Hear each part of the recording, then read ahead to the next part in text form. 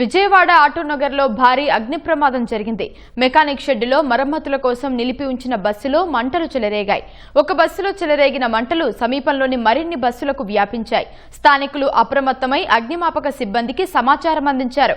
దట్టమైన పొగలు వ్యాపించడంతో స్థానికులు భయాందోళనకు గురయ్యారు. 3 ఫైర్ ఇంజన్లతో అగ్నిమాపక సిబ్బంది మంటలను అదుపు చేశారు. ఎలాంటి ప్రాణ నష్టం లేదని అధికారులు తెలిపారు. ప్రమాదానికి గల కారణాలపై ఆరా తీస్తున్నారు.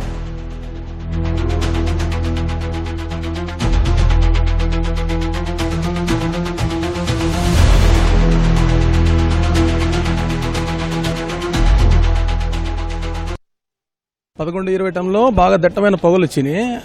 నేను మన షాప్ దగ్గరికి వచ్చాను. ఇవాళ ఆదివారం సెలవు అని మనం చూసుకుని వెళ్ళడానికి వచ్చాను. అయితే పొగలు వస్తున్నాయి బాగా. అంతలో ఈ మన ఫైర్ సర్వీస్ బండి కూడా బయలుదేరింది.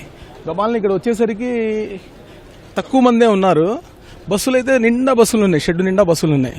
ఏం చేయాలో అర్థం కాని పరిస్థితి. సరే ఎవరిదైనా సొమ్మేగా అని చెప్పి క్రేన్ని పిలిచి మా వరకు ఎంతవరకు మేము చేయగలమో అంతవరకు చేసాము. గబాల్ని బళ్ళన్నీ బయటికి లాగాము. బళ్ళు స్టార్టింగ్ కండిషన్లో లేవు. ఈ బళ్ళు ఆ క్రేన్తో లాగి బయటకు లాగి కొన్ని బళ్ళ వరకు బయటికి తీసాము. అంతలోనే ఈ బళ్ళన్నీ ఒకేసారి తగలబడిపోయినాయి మొత్తం. కనీసం దగ్గర 10 బళ్ళు దాకా సేవ్ చేసాం.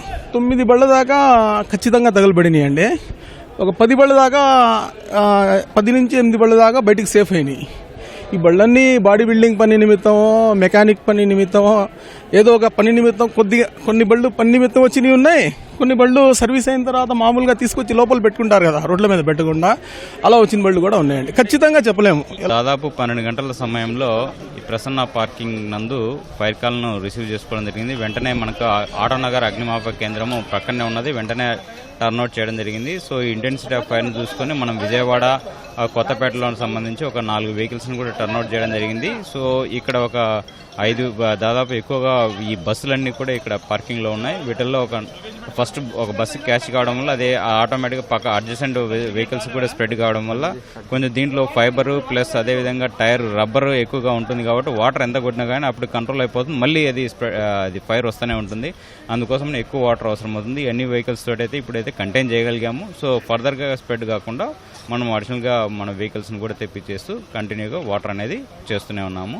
So exact cause of fire అనేది మనం అసర్టైన్ చేస్తున్నాము. ఇప్పుడు ఇంకా ఇంతవరకు అయితే మనకు తెలియదు. సో అది ఫైర్ ఫైటింగ్ కంప్లీట్ అయిపోయిన తర్వాత వాళ్ళతోటి మాట్లాడి మనం ఏదైతే ఎగ్జాక్ట్ కాజ్ ఏంటి అనేది తెలుస్తుంది అన్నమాట. 5 బస్సులు పూర్తిగా కాలనీ అనేది ఉంది. So 5 vehicles. So remaining vehicles అన్నీ కూడా అడిసెంట్ ఉండేటన్నీ కూడా కొంచెం మనము వాటర్ అండ్ సేవ్ చేసేసాము.